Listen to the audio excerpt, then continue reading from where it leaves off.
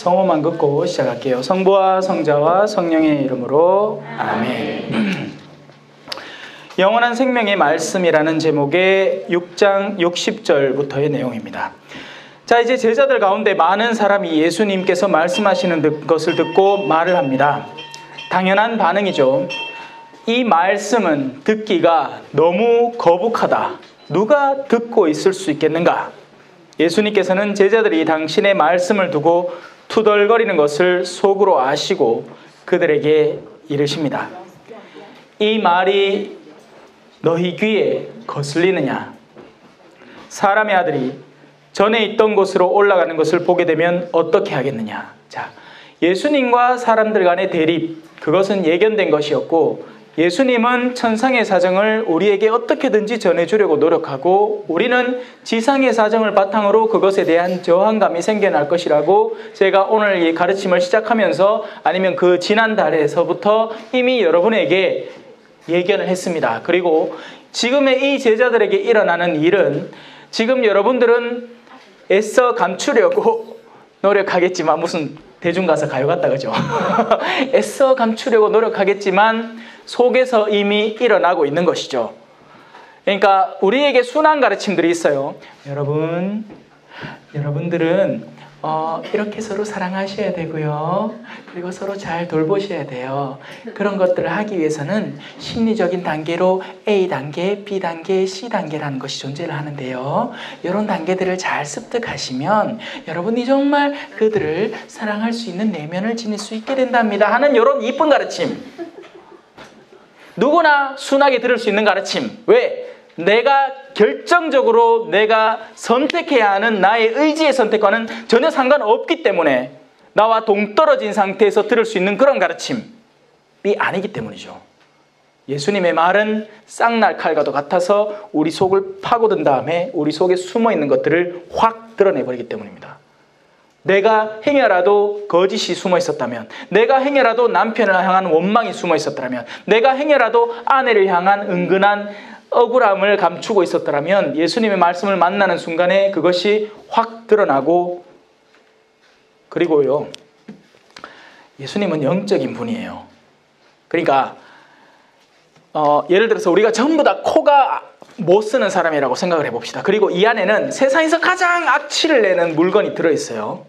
이렇게 뚜껑을 굳게 닫아놨을 때는 아무도 모르겠죠. 그런데 뚜껑을 여는 순간부터 여러분들 가운데 코가 조금 나은 사람은 하고 느끼기 시작할 겁니다. 마찬가지로 예수님은 영혼을 바라보시는 분이에요. 그래서 인간의 내면 안에 어떤 움직임이 어떻게 진행되어 나가며 어떤 변화가 이루어져 가는지 예수님은 그것을 순식간에 읽어내시는 분입니다. 걱정 마세요. 저는 아직은 없습니다. 생기면 큰일 나지. 그 셋째 줄도 옆에 넷째 줄에 고 앉아 계신 자매님 조심하시소 이렇게 하면 될까 이가. 근데 아직까지 그건 안 돼요. 물론 영 말고도 다른 것들이 읽을 게 많이 있습니다. 특히나 이 앞에 있는 사람은요, 늘 긴장을 하고 있기 때문에 자신이 어떤 반응을 하고 어떤 말을 꺼내고 어떤 표정을 짓는지를 신경 쓸 수 있지만, 대체적으로 앉아 계신 분들은 긴장을 풀고 있어요. 왜냐하면 군중 속의 일원이잖아요. 그렇기 때문에 편안하게 행동하십니다.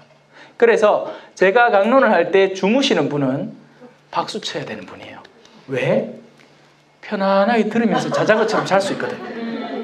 그런데 아니고 요래 보는 사람이 있어. 물론 그렇다고 여러분이 보는 게 다 나쁘다는 게 아니고 그래요. 자, 넘어갑시다. 이 부분은.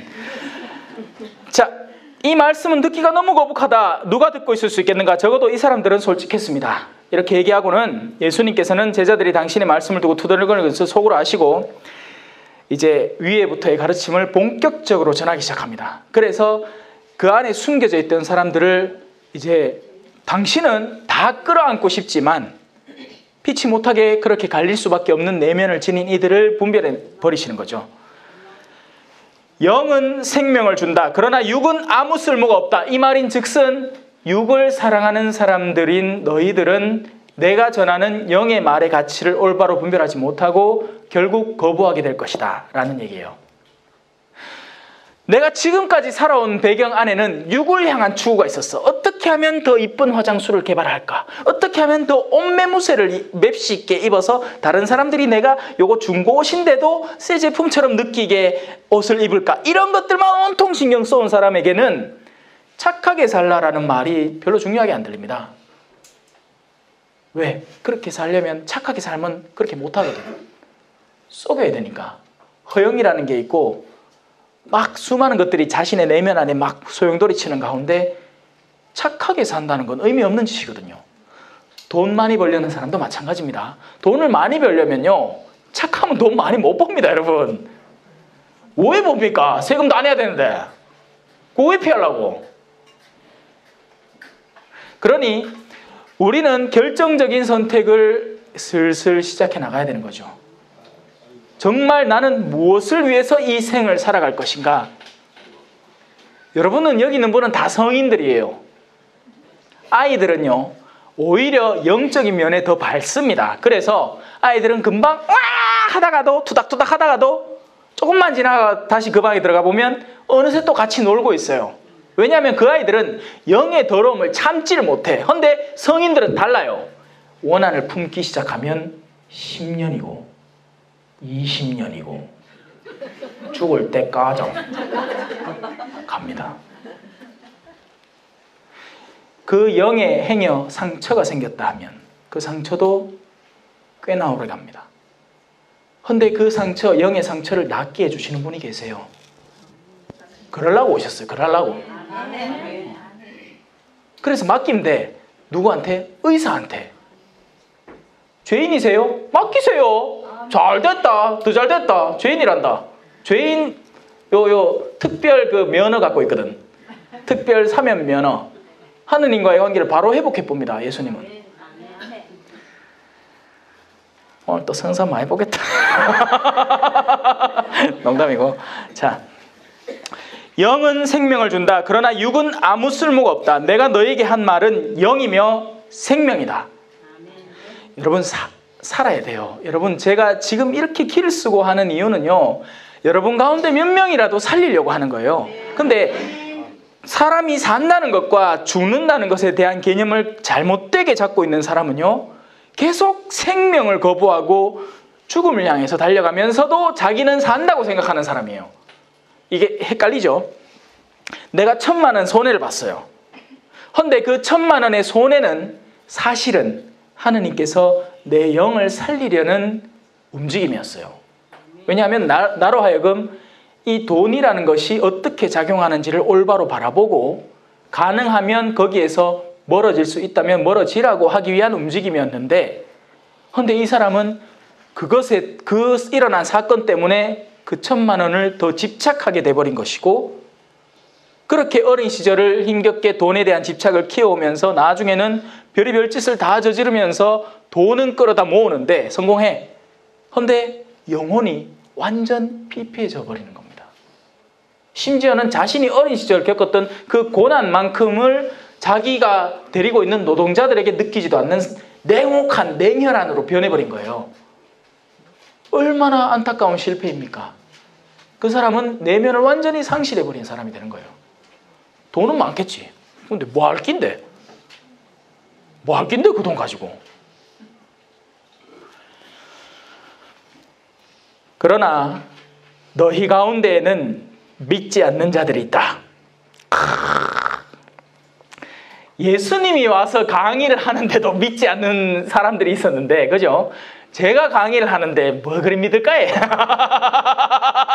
내 완전 핫발인데, 그죠? 예수님은 상급 최상급인데, 최상급 고급 수학 정석 가르침, 그 정석 쓴 저자가 와서 가르치는데 그 와중에도 안 믿는 사람들이 있는데, 믿기 위해서 오신 분인데, 그죠? 그러니 지금의 이 상황은 여기에서도 얼마든지 반복될 수 있다는 이야기입니다. 그건 아멘 하면 안 되는데. 농담이라. 예, 아니, 아멘 하셔도 돼요. 예, 진짜 그런 일은 지금도 여기서도 얼마든지 반복되고 있다는 얘기예요. 내면이 끊임없이 저항하는 거죠.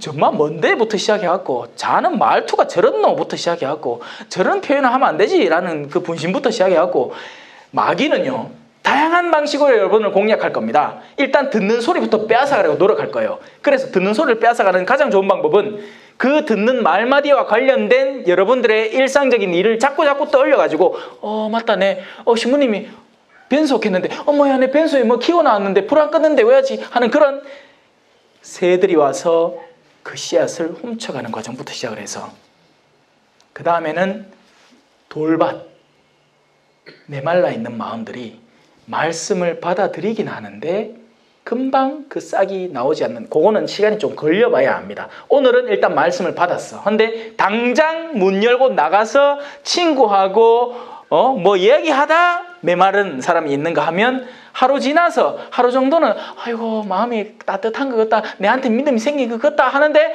내가 내일 누구를 만나기로 약속을 했는데 그 사람이 갑자기 약속을 펑크를 낸다든지 하는 그런 체험을 통해서 말씀을 메마르게 만들어버리는, 내 마음을 삭막하게 만들어버리는.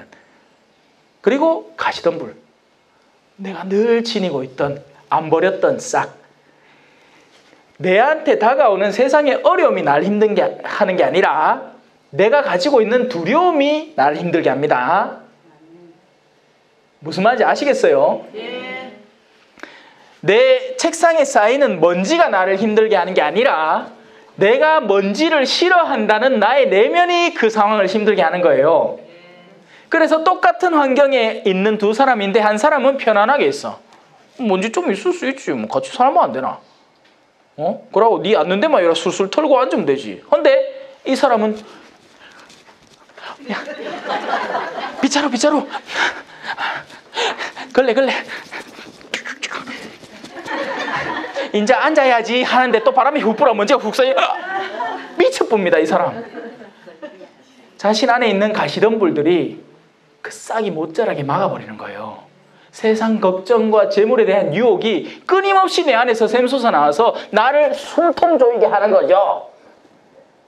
그게 아닌데, 원인은 그게 아니라 내 안에 있는 건데, 내 안에 내가 안 버리고 있는 그 가시덤불의 씨앗이 자꾸 자라나는 건데, 그 싹을 패내야 되는데 그건 안 패내고 나한테 돈이 부족한갑다 라고 결론을 내리는 이 어리석은 사람들. 돈은 얼마를 벌어야 만족할까요? Never. 절대 만족 못합니다. 오늘 금 한 돈을 얻었어. 그러면 내일은 2돈 필요합니다. 내일 2돈을 얻어. 그 다음에는 차를 한 대 사야 돼. 차를 한 대 샀어. 새로운 메이커가 나왔어. 차를 그렇게 1년에 한 대씩 바꿔. 빌딩을 사야 됩니다. 진짜. 빌딩을 샀다. 마누라나 남편을 바꿔야 돼요. 끝이 없어요. 이런 욕심들에는 내가 내 안을 정비를 하고 그 안에 숨어있는 가시덤불의 싹을 잘라내야죠. 그걸 파내야지. 아프겠지. 아플 거예요. 그래서 그 아픔을 하느님은 경감시키려고 여러분에게 가장 적합한 시련거리를 여러분 앞에 던지시는 겁니다. 사건과 사고를 통해서요. 그런데 우리는 그걸 깨닫기는커녕 그걸 딛고는 더한 욕심을 내기 시작하는 거지. 자,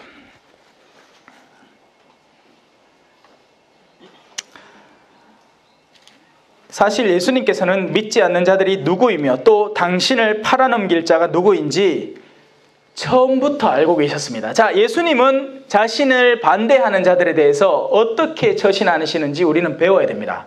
우리는 뭐? 가가 그런 마음을 갖고 있었단 말이가? 가가 나를 믿는 줄 알았는데 나를 안 믿는 사람이었단 말이가? 고날 수 있나?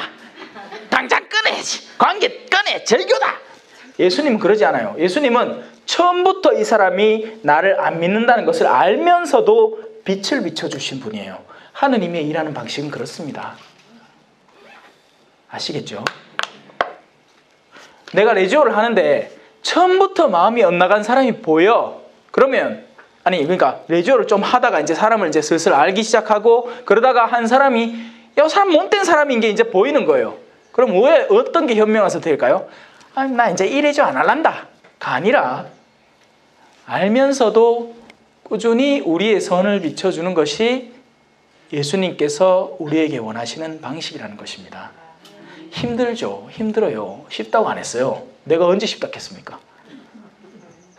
얼마나 딘지 이건 해본 사람만이 알아요. 해본 사람은 예수님 마음도 알고 내 마음도 좀 알기라. 제가 지금 가르치는 이 모든 것들에 대해서 여러분들이 저를 인정해 주신다면 지금까지 제가 그걸 견뎌왔다는 얘기도 한 겁니다. 자신이 체험해보지 않은 것은 가르칠 수가 없어요. 직접적 체험이든 간접적 체험이든 해봐야 되는 겁니다. 특히나 신앙적인 가르침에 있어서는요. 사람들은 배신해요. 사람들은 의의를 상실해요. 그리고 사람들은 서로를 믿지 않아요. 여러분, 가족도 안 믿는데 누굴 믿단 말이오, 그죠? 본당 신부 웃기고 있네. 믿겠습니까? 안 믿어요. 그 중에 믿는 사람 믿지. 그 사람들은 처음부터 선한 사람이고 하느님의 자녀들이고 받아들인 이들이에요. 그의 외적인 면모가 아니라 그가 하는 말과 체험적인 삶을 바탕으로 누군가를 받아들인 사람인 겁니다. 적어도 여러분들이 저를 믿지 않더라도 제가 매달 여기 온다는 것은 받아들여야죠. 그렇지. 그럼 되지. 바로 오시면 첫 방구 나서 그런 거 아니에요? 그렇죠. 아니면 사고가 났다든가. 오늘도 생각 없이 라디오 틀어놓은 거 듣다가 그 양산으로 빠지는 길에서 까묻는 기라. 내가 속도는 100km 내고 있는데 옆에 트럭 한 대 지나가고 있고 절로 들어가야 되는데 좀 무리해서 들어왔으면 죄송합니다. 가슴이 얼마 뛰던동. 와. 조심해야죠. 그렇죠. 네, 조심해야 됩니다, 진짜. 부모님 같이 치는 건 괜찮은데 우리가 강의를 못 듣고. 그죠? 칭찬인지 아닌지 모르겠다. 뭔가 좋은 얘기 같은데 좋은 얘기 아닌 것 같은데. 미야 오해되던도. 자, 농담입니다. 자, 예수님께서는 믿지 않는 사람들이 누구이며 또 당신을 팔아넘길 자가 누구인지 처음부터 알고 계셨습니다. 그럼에도 불구하고 예수님은 끊임없이 빛을 비춰주셨어요. 그러니 여러분들도 살아라고 저는 얘기하고 싶습니다. 어디에서 그 일이 벌어질 때? 여러분들 가족 안에서 그 일이 벌어질 때요. 여러분들 친척 안에서 그 일이 벌어질 때요. 그 정도는 여러분들이 감내할 수 있기 때문에 하느님이 여러분들 근처에 두신 거예요. 그게 여러분들 아내건 남편이건 자식이건 누구건 간에 그 정도는 감내하라고.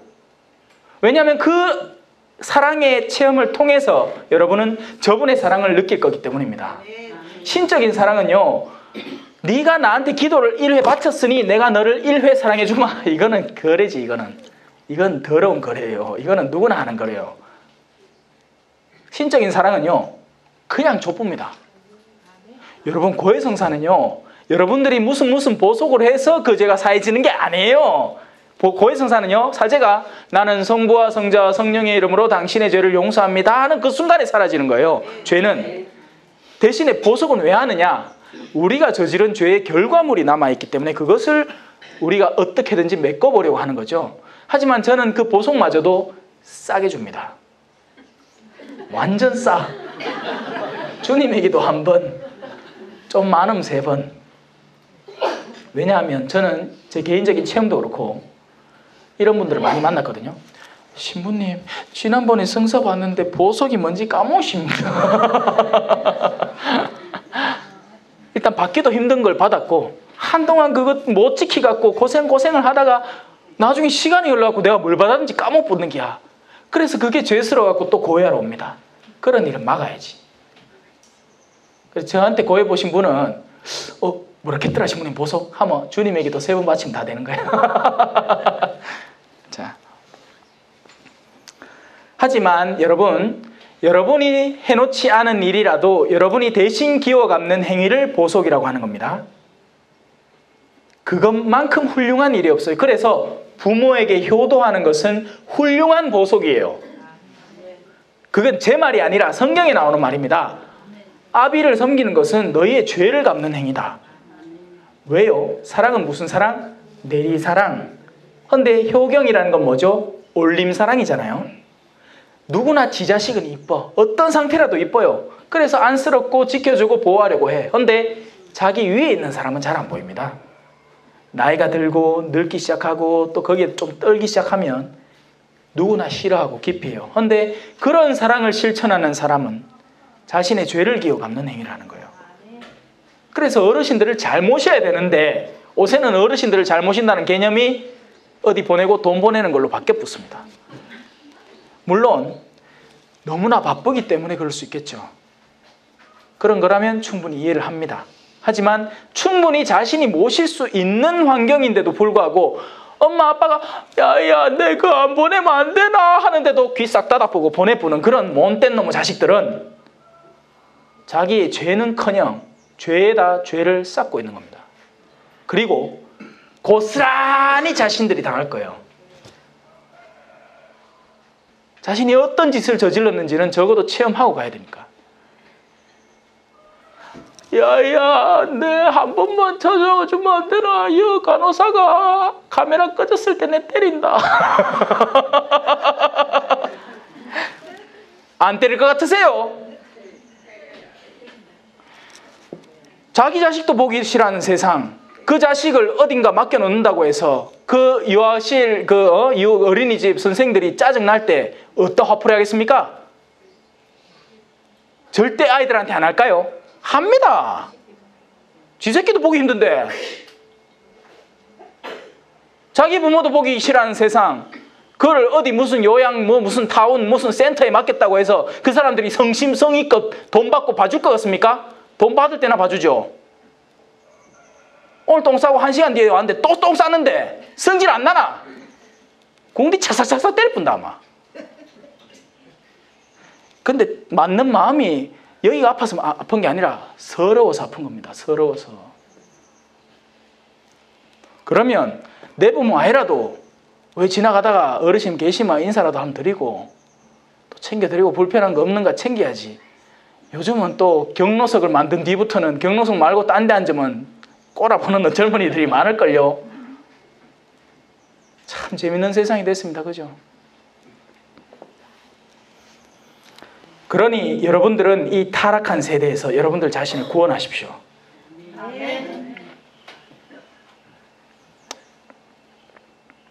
이어서 또 말씀하셨다. 그렇기 때문에 아버지께서 허락하지 않으시면 아무도 나에게 올 수 없다고 너희에게 말한 것이다. 이 말을 들으면 마치 하느님이 다 어떤 부류는 허락해놨고 어떤 부류는 허락해놓지 않은 것처럼 느껴집니다. 그래서 이미 우리의 운명이 결정된 것처럼 느껴져요. 하지만 여러분들이 이미 여러분들 안에서 알고 있어요. 여러분들이 선택할 수 있다는 것을. 모든 사람에겐 자유의지가 정해져 있습니다. 이거 무슨 말이고 자유의지가 있습니다. 정해져 있는 게 아니고. 그리고 정해진 운명 따윈 존재하지 않아요. 다만 내가 이 선택을 할 때 그 결과가 어딘지는 정해져 있고 내가 이 선택을 할 때 그 결과가 어딘지는 정해져 있는 거예요. 그건 분명해요. 여러분, 종이가 이렇게 아름다운 구절이 찍혀 나오면 이건 성경으로 분류가 돼서 늘 제대 위에도 올라가고 아름다운 데도 올라가고 때로는 주교님이 여기 오시면 주교님이 들고 막 친구까지 하실 겁니다. 그런데 그 종이가 어느 순간 더럽혀지고 구부러지면 어디 가야 될까요? 쓰레기통 가는 거예요. 그건 정해져 있어요. 하지만 내가 성경이 적힌 종이가 될 것인지 구겨진 쓰레기가 될 것인지는 우리가 정하는 거예요. 내 옆에 환경이 나를 그렇게 밀어붙이지도 않습니다. 창녀와 세리가 너희보다 먼저 하늘나라에 들어간다. 그 말이 무슨 뜻이죠? 창녀와 세리라는 환경 속에 살지만 그 안에서 고귀한 믿음의 싹을 키워내는 사람도 존재한다는 이야기고, 그와 반대로 너무나 아름다운 환경, 눈만 뜨면 옆에 사람 기도하고 있고 눈만 뜨면 옆에 사람 성경 읽고 있는 그런 환경 속에서도 얼마든지 나는 교만하고 사악한 인간으로 변해갈 수 있다는 이야기를 하는 거죠.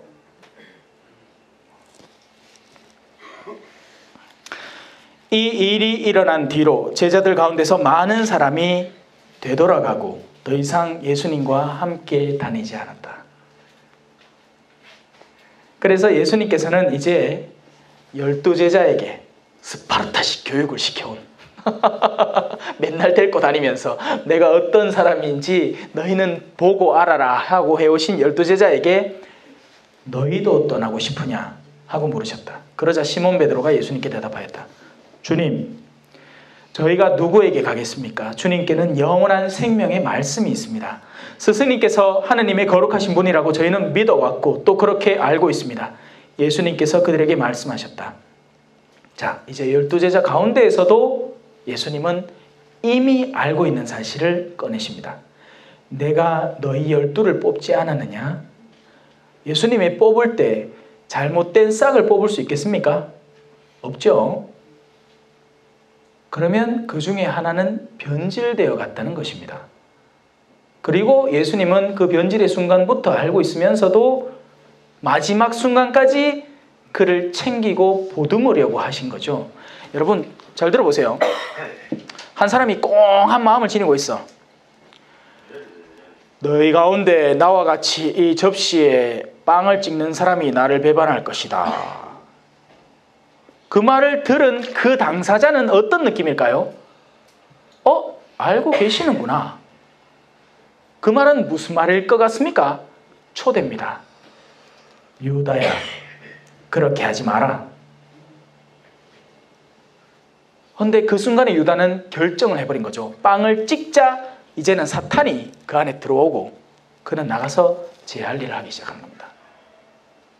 우리의 작은 선택들이 우리를 형성하는 겁니다.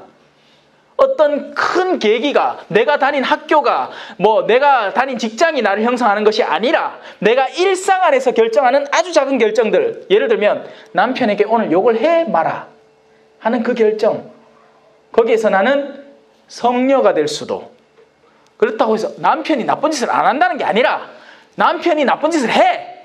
오늘도 술을 많이 먹고 밤 12시 넘어서 들어왔어.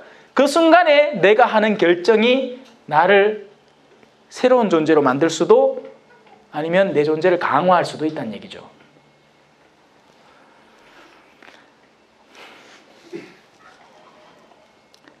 내가 너희 12를 뽑지 않았느냐? 그러나 너희 가운데 하나는 악마다. 이는 시몬 이스카리ot의 아들 유다를 가리켜 하신 말씀이었다. 사실 그는 12제자 가운데 하나이면서도 머지않아 예수님을 팔아넘길 자였다. 이제 겨우 6장 했는데 벌써 예수는 유다의 배반을 알고 있었습니다. 7장 들어가겠습니다. 지금 몇 분이고? 27분. 10분만 더 하고 37분이니까 50분까지만 하고. 저녁은 몇 시에 먹죠? 6시입니다. 6시. 6시. 6시. 5시 다음에 6시. 6시. 네, 숫자를 잘 몰래가. 자, 예수님의 형제들이 믿지 않다. 그 뒤에 예수님께서는 갈릴레아를 돌아다니십니다. 갈릴레아라는 곳은 굉장히 상징적인 의미고, 부활한 뒤에 예수님이 가자 갈릴레아로 하고 오라고 초대를 했죠. 갈릴레아는 복음의 선포가 이제 시작이 되는 곳, 밑바탕이 깔리는 곳, 그런 여러 가지 의미를 지니고 있습니다. 자, 유다인들이 당신을 죽이려고 하였으므로 유다에서는 돌아다니기를 원하지 않으셨던 것이다. 유다라는 지역의 특성, 그리고 갈릴레아라는 지역의 특성. 갈릴레아는 시골 촌동네예요. 한마디로 얘기하면 어촌 마을이고, 유다는 예루살렘 성전이 있는 고대한 고귀한 도시죠. 우리로 치면 서울에 저 청와대에 있는 동네하고 경남 양산 성모 울타리 있는 동네하고 이 정도 차이야. 그런데 예수님은 갈릴레아를 돌아다니시는 거예요. 왜? 저기 가면 안에 움직임들이 그분에 대해서 더 날카롭게 방향지어져 있으니까. 그리고 이는 여러분들에게도 마찬가지입니다. 우리가 곧잘 찾는 유명한 장소보다도요, 여러분들이 더 사랑을 전할 수 있는 곳이 여러분들의 명당 자리입니다. 그걸 이해해야 선교가 이루어지기 시작해요. 안 하면 우린 계속 우리가 좋아하는 장소, 그러니까 우리가 좋아한다고 착각하는 장소, 실제로는 우리하고 전혀 상관도 없고 우리를 내칠 장소인데 거기를 추구하다가 결국엔 쫓겨나는 거예요. 이게 본당 안에서도 일어납니다. 나는 저 공동체, 저 자매들의 공동체 안에 들어야지 하고 길을 쓰고 그런 자매들의 공동체로 나가고, 예를 들어서 신부님의 이런 무리들 있잖아요. 그죠? 나도 언젠가는 저 무리 안에 들어야지 하는데 거기가 유다고, 여러분들이 언제라도 다가서면 여러분들을 반겨주고 여러분들이 하는 말을 같이 나누고 정말 속내를 거침없이 나눌 수 있는 그런 자리가 갈릴레아인 거죠. 감 잡으셨습니까? 네. 그런 자리를 찾아가야 선교가 되는 거예요. 한 젊은 처자가, 그죠? 그런 높은 자리 찾지 말고 어르신들하고 어르신한테 봉사하는 자리, 그런 자리를 가서 하면 어르신들이 얼마나 이뻐해주고 좋아해주며 마음이 확 열리겠습니까? 근데 그런 데는 안 가고 왜 또 성당 안에 또 잘 사는 아들 몸이 있어갖고 그 작은 그룹을 형성해놨는 그 안에 한번 머리 디밀어갖고 끼 보려고 옷 이쁘게 입고 와갖고 오늘은 내 좀 불러줄라나 개싸고 앉아가면 희미한 짓을 하는 거지. 죽으려고. 뭐가 죽겠습니까? 마음이 죽는 거죠. 영혼이 죽는 겁니다. 그런데 괜히 갔다가는 내침을 당할 테니까 좌절감을 느낄 것이고 비참함을 느낄 것이고, 근데 말라 글러갈 하노? 저 여우 이거 얼마나 사랑받습니까? 그죠? 이쁘잖아요, 그죠? 저에게는 이곳이 갈릴레아인 것이죠. 이만한 훌륭한 갈릴레아가 없는 겁니다. 복음이 꿈틀거리는 곳, 그리고 여기를 통해서 복음이 전파될 수도 있는 곳이죠. 그리 될 겁니다, 여러분. 여러분 나중에 마신부님 잘하나 하면 잘한다 해야 돼요. 여기만큼 제가 열정적으로 가르치는 데가 잘 없으니까. 딴 데 가면요 방탄벽하고 마주하는 그런 기분이 들 때도 있습니다. 어떤 데는.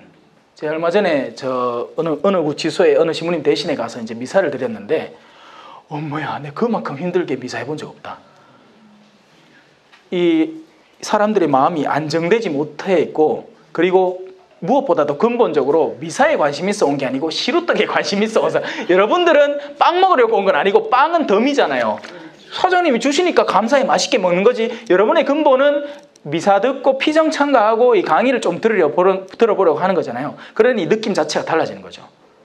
거기에 또 어떤 그룹은 잘 사는 사람들 모아놓은 그룹도 있고, 또 어떤 그룹은 어떤 일을 하는 그룹도 있고, 다양한 그룹이 있어서 제가 여러 군데를 갈 경험이 있거든요. 근데 여가 제일 갈릴레아야. 아멘도 잘하고. 아니, 농담이에요. 자, 아멘 굳이 안 하셔도 됩니다. 힘들잖아.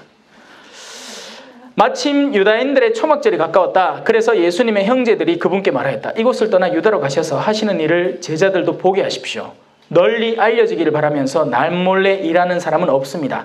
이런 일들을 할 바에는 자신을 세상에 드러내십시오. 자, 이 말은 예수님의 형제들이 한 말입니다. 그래서 이건 복음적인 사고와는 반대되는 개념인 거예요. 당신이 인기 있으니 그 인기를 확 알려라. 그러면 좋지 않은가? 이와 비슷한 말을 누가 했냐면 유다 이스카리ot이 했습니다. 저 향유를 300데나리온에 팔아 가난한 사람들한테 주면 더 좋을 것을, 하지만 그건 좋은 일이 아니었던 거죠. 조심해야 되는 겁니다. 쓸데없는 인기는요, 사람을 피곤하게 만들고 좌절로 이끌어갈 겁니다. 알려져야 되지만 그걸 찾는 사람에게 알려져야 돼요.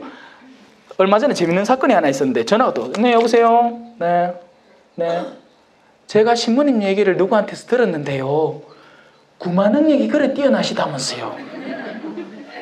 아닌데요, 저는 고해소 안에서 여느 사제나 다 똑같이 할 수 있는 수준의 구마 능력을 가졌을 뿐입니다.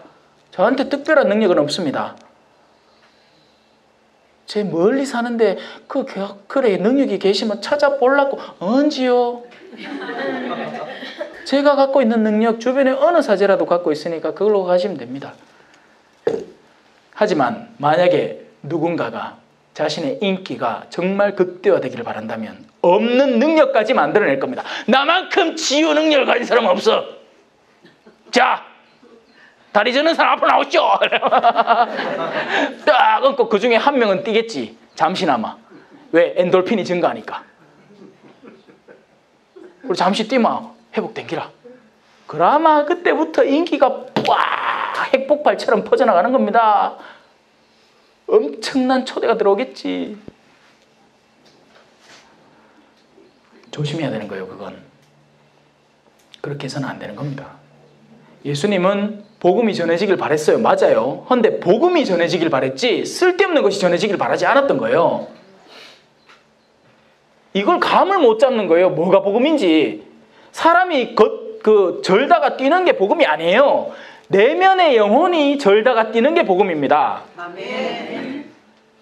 그게 진짜 치유고 그게 진짜 복음이에요. 아멘.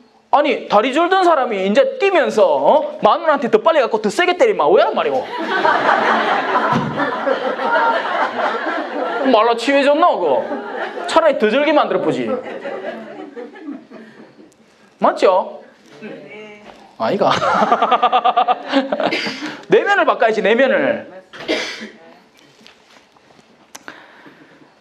사실 예수님의 형제들은 그분을 믿지 않았다. 자, 여기서 드러나죠. 예수님의 형제들은 예수님이 인기를 얻으라고 종용하는 것 같지만 실제로는 예수님을 믿지 않고 혹시나 예수님이 인기 얻으면 콩고물이나 얻어먹을까, 콩고물 좀 내릴까, 그런 거 기다린 거지. 이 부분은 진짜 저도 조심해야 되는 부분이고, 언제나 유혹이 될 수 있어요. 한번 띄어보마. 근데 그때 되면 이제 이게 우선순위가 바뀌는 거지. 지금은 복음을 전하는 건데 그때 되면 인기를 위해서 복음을 전하는 게 되는 거예요. 복음을 전하기 위해서 사람들에게 알려지는 건 필요한 일인데 사람들에게 알려지기 위해서 복음을 전하기 시작하면 이거는 복음을 이용해 먹는 복음 장사를 하는 인간이 되는 거죠. 조심해야 됩니다. 이거는 진짜.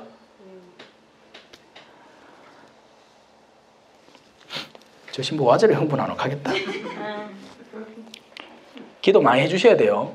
복음을 전하게.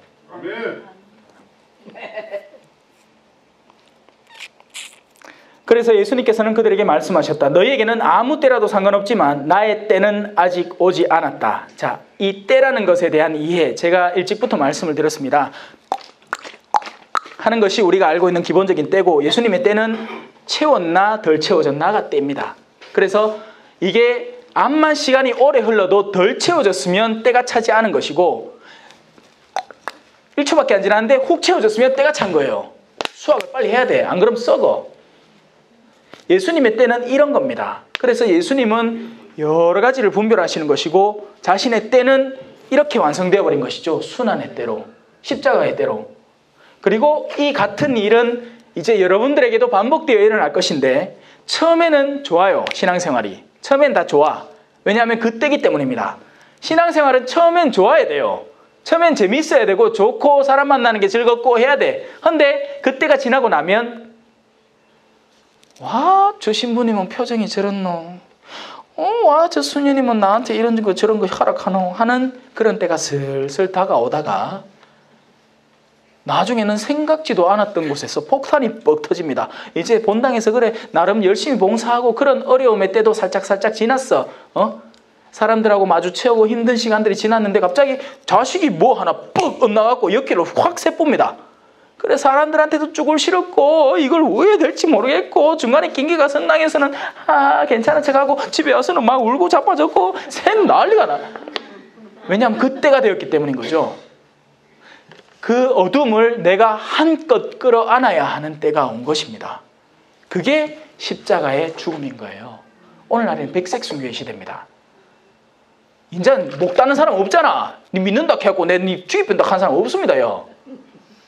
그런데 지금은 백색으로 순교해야 되는 거예요. 일상 안에서 죽어나가야 되는 거죠. 충무공 이순신이 그랬죠. 생즉사, 사즉생, 필생즉사? 몰라. 하여튼 그런 거 있잖아. 왜? 근데 그게 원래 예수님 말씀이잖아. 살고자 하는 이는 죽을 것이고 자신의 목숨을 죽이는 이 세상에서 자신의 목숨을 잃는 사람은 영원한 생명을 얻게 될 것이다. 1분 남았다. 세상이 너희를 미워할 수는 없다.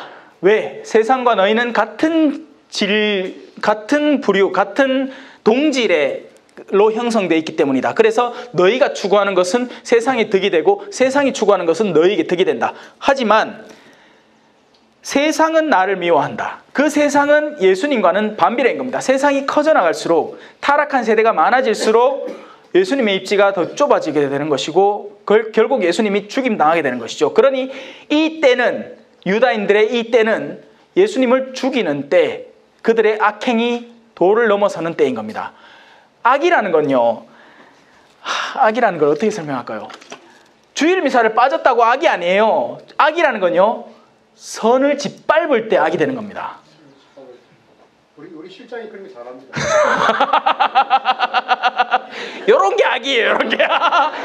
얼마나 사랑을 하면 여러 가지를 챙기고 할 낀데, 그거를, 나를 짓밟는다고 그렇게 하는, 그거 고쳐야 됩니다, 그거. 아멘. 자. 너희 나 축제를 지내러 올라가라. 나는 이번 축제는 올라가지 않겠다. 아직 나의 때가 아직 차지 않았기 때문이다. 예수님께서는 이렇게 말씀하시고 나서 갈릴레아에 머무르셨다. 네, 고맙습니다. 오늘 2시간 동안, 2시간까지는 아니지만 거의 2시간에 이르는 시간을 여러분들과 함께 보냈습니다. 뽕을 다 뽑으신 것 같지요? 네. 근데 이제 아직 고해성사 뽕도 뽑아야지. 네. 식사하기 전까지 근데요, 제가 성사에 대해서 이미 한번 유튜브를 통해서 가르친 적이 있어요.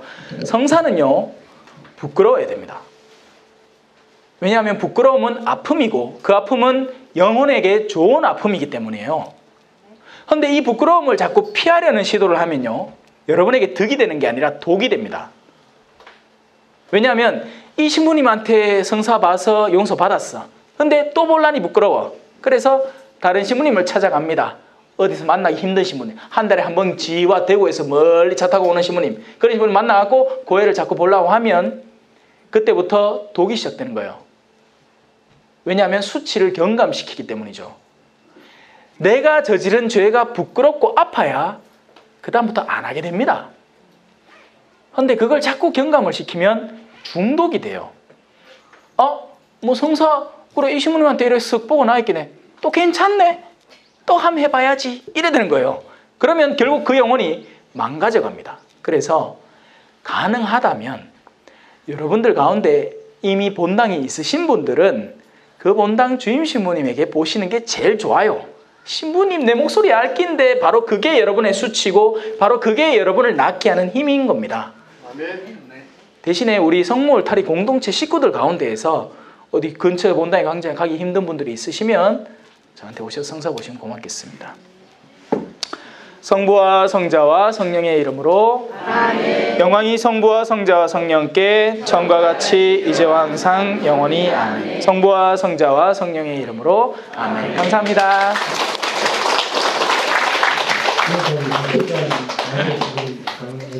박수 한번